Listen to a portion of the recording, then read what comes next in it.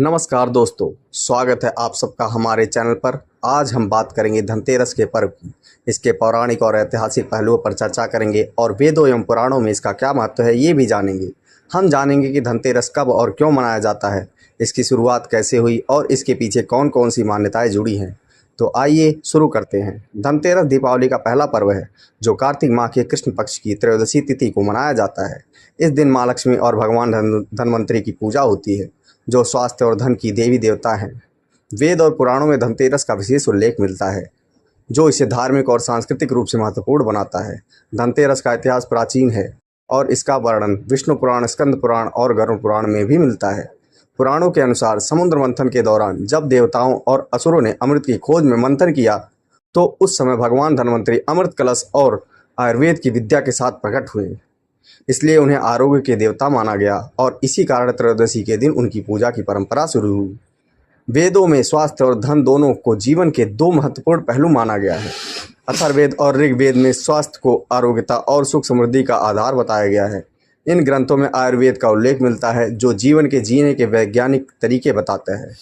भगवान धन्वंतरी को आयुर्वेद का जनक माना जाता है और इसी वजह से धनतेरस पर उनकी पूजा की जाती है, ताकि जीवन में स्वास्थ्य, समृद्धि और दीर्घायु बनी रहे। धनतेरस पर बर्तन, सोना, चांदी आदि खरीदना शुभ माना गया है। ये परंपरा भी पुरानी है और इसे वास्तुशास्त्र और ज्योतिष में महत्वपूर्ण माना गया है।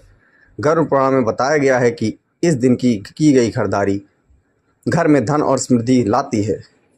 इसे माँ लक्ष्मी का आशीर्वाद माना जाता है, जो घर में सुख, समृद्धि और संपत्ति का संचार करती है।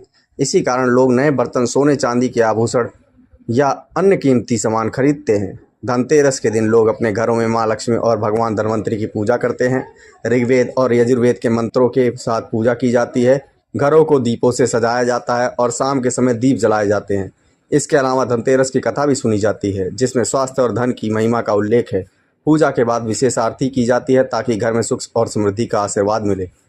हमने इस चैनल और पॉडकास्ट की शुरुआत इसलिए की ताकि हमारी संस्कृति और धार्मिक परंपराओं को नई पीढ़ी तक पहुंचाया जा सके।